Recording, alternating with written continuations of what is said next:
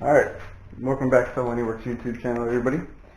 So, I didn't record much yesterday after work. I just kind of wanted to get stuff done, but the rear end is all back together. I will post a video probably right about here.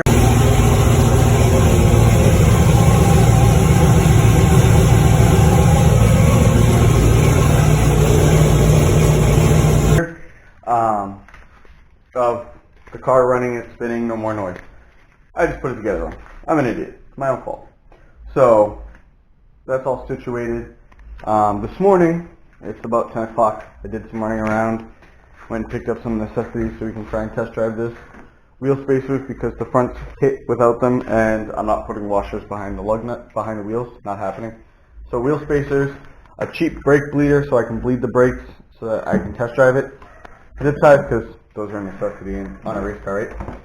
Socks for the coil wires because, as you can see, they are very close and in some cases even touching.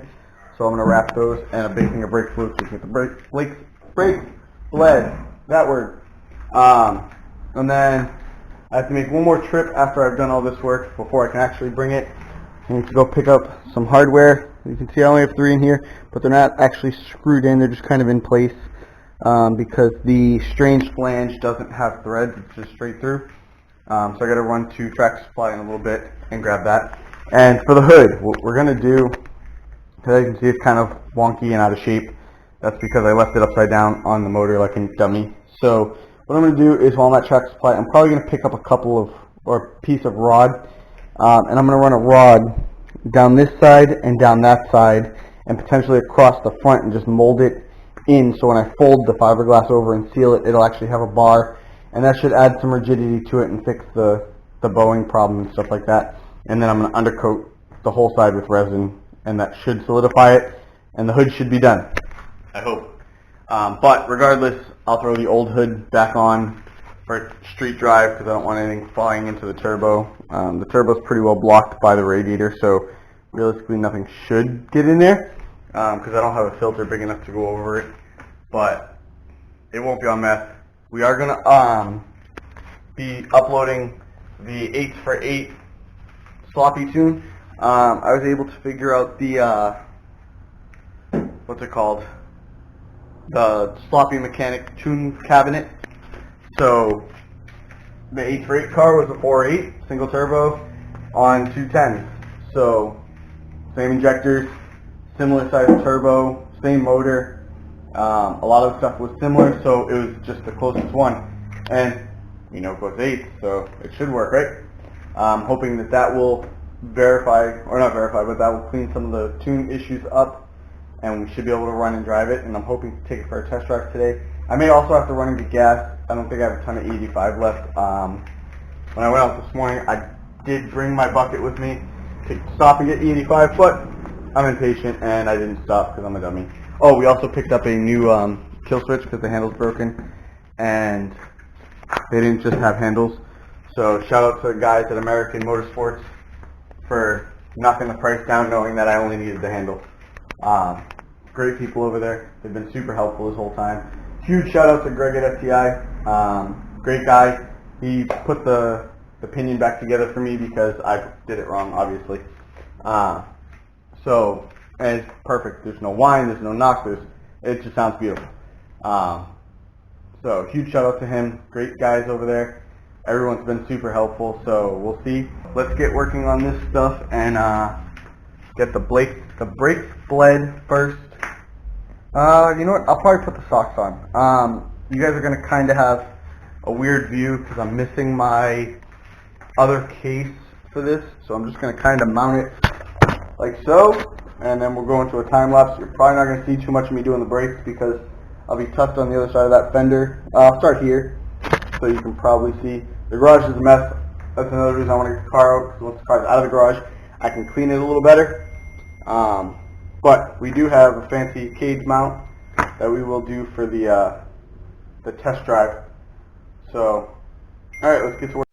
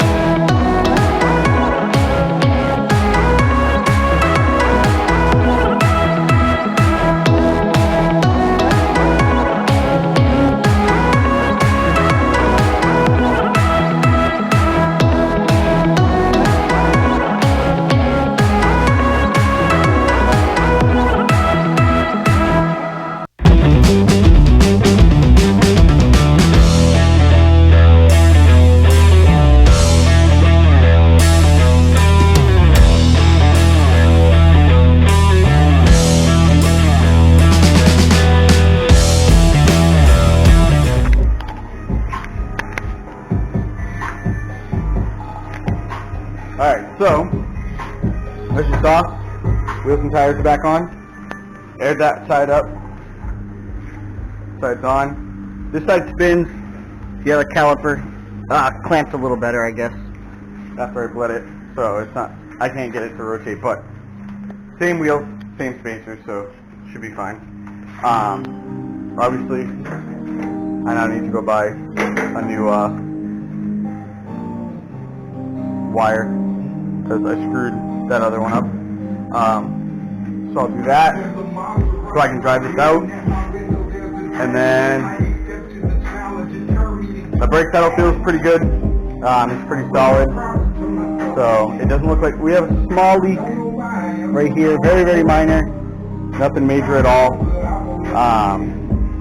So that's not, I'm not concerned with that right now. The goal right now is going to be to drive it down there, park it, clean up the space, sweep, do all that fun stuff, and then bring it back in, double check everything, and then I'll probably do some stuff I'm not supposed to. Maybe we'll throw the VTEC plate on and just drive it around the block real quick. I did notice that I'm a dummy. When I did the hood, I did get some resin on this piece here. Thankfully, it all just kind of comes off, which is good, but that will have to be cleaned up at some point. Right this second, I don't really care, but it will get cleaned up because that will drive me a little crazy. But everything else is situated for right now, and I think we're pretty good. What else did I need to go get? I need to go get bolts too, so I'll probably do that while I'm out. Steering wheel bolts would be important so that it doesn't just fall off while I'm trying to drive it. So I'm going to go do all my errands, and then I'll be back and we'll get back to it. Alright, welcome back. So, as you can see, we have a garage again. It's pretty clean. I was able to move the car back a little bit. I had a stuck caliper when I tried starting it and moving it around, and the car still won't rev out even on the sloppy tune. So I'm going to have to do some research tonight for that, but it's 5:15, 5:30ish. I need to go do some grocery shopping to have dinner this evening and get some stuff for tomorrow. My aunt's going to come by. So, yeah, but again, we have a garage. Took some time to clean some stuff up. Yeah, that corner over there is still a mess. I got to organize better, consolidate stuff and whatnot. I did find a light. I have an extra light for in here. So what I might do is pick up an adapter to run multi-plug off of my outlet from up here that runs over for the welder and stuff. And then I'll plug that in so that we have a little bit better light when I'm doing some of the stuff. And then I'll just pick up a 100-watt LED bulb. That'll light this place up pretty good. I may even paint this. It's not mine, so I'll have to ask and stuff like that. But if the walls were white, it would definitely be a lot better for some of the videos. So we'll see. But again, Saturday night, it's kicking my butt. So we're gonna hope that tonight or tomorrow I can get it figured out, so we can drive it out there and give it some sun. I was able to push her to the end of the driveway, end of the garage, but can't really. Oh, I mean, you can probably tell right about the end of the garage. Once it drops off, it just slopes down. We're level to about here. So yeah, and I'm gross. Excuse me for being busy and working. The hood's on my hood. It rained, and I needed the trash barrel to clean up the garage, obviously. So that should be fine. It's going to come in too. I'm probably going to place it on the floor. We're going to work on that tomorrow too. Ideally, I wanted to get this done and moving under its own power. One caliper, the driver's side caliper, felt like it stuck, and I had to re-bleed the whole system, take the pads out, take the caliper off, do all the stuff, get it to reseat, and then re-bleed it. So we'll see. Hopefully it doesn't stick tomorrow. And yeah, I mean, it sounds okay when it's revving up. I got it up to about 2,800 RPM. The problem is it's got like a 3,800 stall on it. So in order for it to move around, I have to get the RPM up pretty good. And right now it doesn't want to do that. So I'll do some research and we'll get back at it in the morning. So see you tomorrow. Welcome back, everybody. It's Sunday morning. It's actually almost lunchtime. So I forgot to charge the other camera last night, so this is off the iPhone. It's in there charging right now, so I didn't record most of what I've done this morning. because I was just busy doing stuff. So here's what we'll look at. So the hood's here. I'm working on, I did build a frame, a wire frame, 3/16 steel wire frame to go around the outside, a couple of bracing gussets across the corners, mostly right where the hood pins are gonna go. Those areas will get fully fiberglass in. I didn't have a ton of resin, so what I did right now is, as you can see, these areas where the gussets are, have a piece of fiberglass with some resin, and then a couple of the areas where it was a little bit easier to wrap around, like that, the back of the cowl and stuff. I rolled some of that stuff over. I'm gonna have to do some trimming and finagling to get the rest of it over once I go buy some more resin. But this should, ideally, solidify the frame. With it just held on with the clips. I'm actually seeing that one of my clips let go. Hold on. With just the clips in here, I did see a great improvement on the solidity, how solid the frame actually was. Before, if I stood it up on the wall, it kind of just flopped over. I stood it up with the frame, and as you would expect, it stood pretty well. I don't expect this to be some fancy, crazy hood setup and whatnot. Actually, I'm just finding more and more problems. You know, this is just more or less because I wanted a lighter hood, and anyone that makes this hood specifically charges a lot of money. And I don't have a lot of money. So, yes, this is me just finagling it so everything dries kind of where it's supposed to. You know, improvise. So yeah, now it should dry in that position. I got some running around to do. I said yesterday I was gonna go do some grocery shopping, and it's love bug season. They're everywhere. I didn't. I went inside and I cooled off, and then I sat down like a dummy and I got nothing done. So I'm gonna go, now that it's about the hot time of the day, I'm gonna run to the store, grab the stuff I need for dinner, and then come back. I'll probably hang out for a little bit.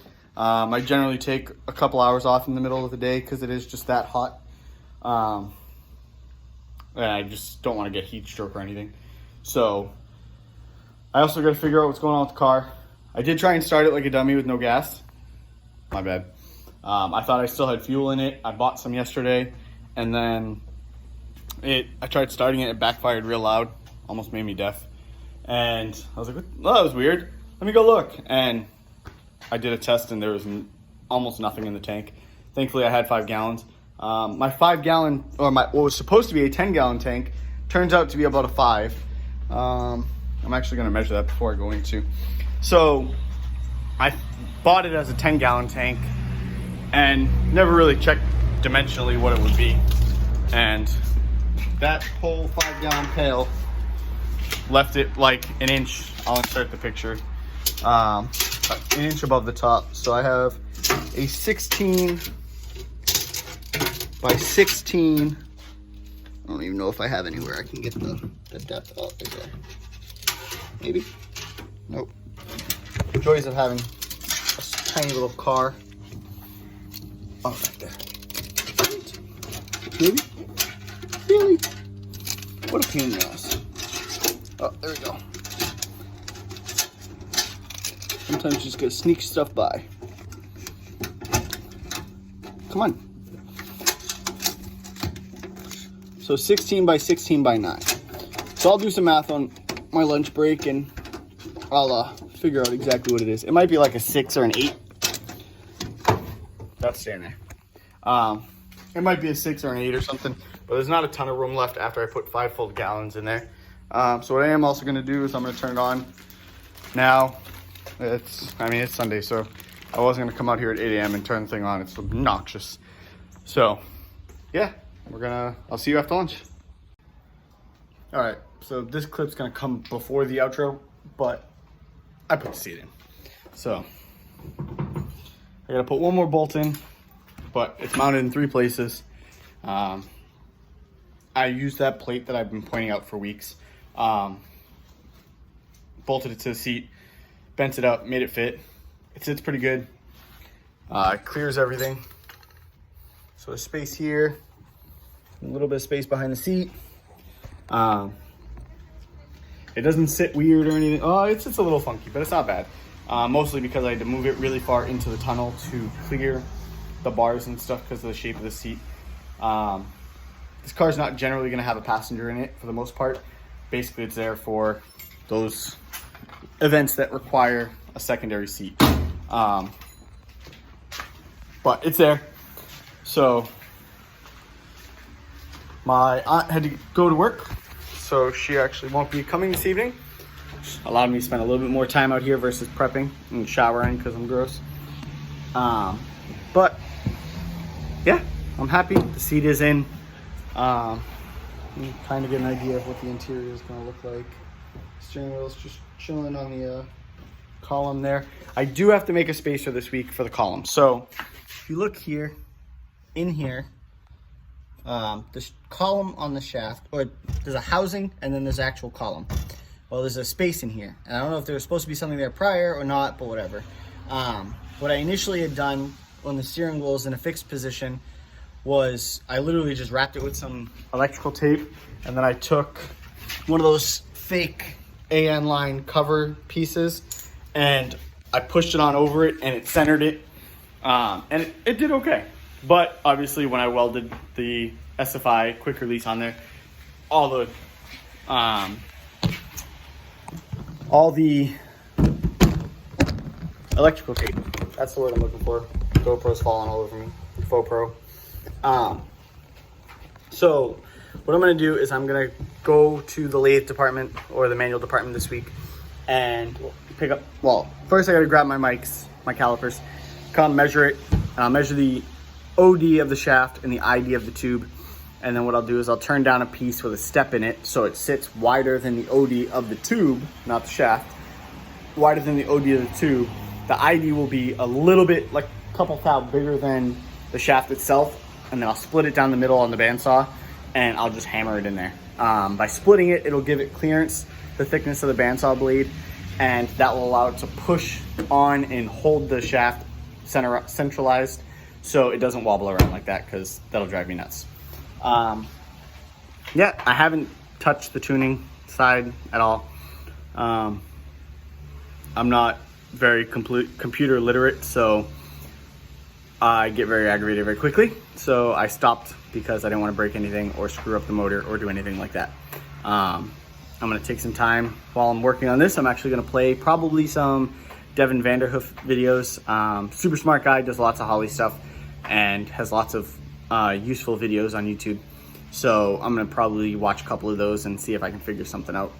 But yeah, so that's it. Here's the outro.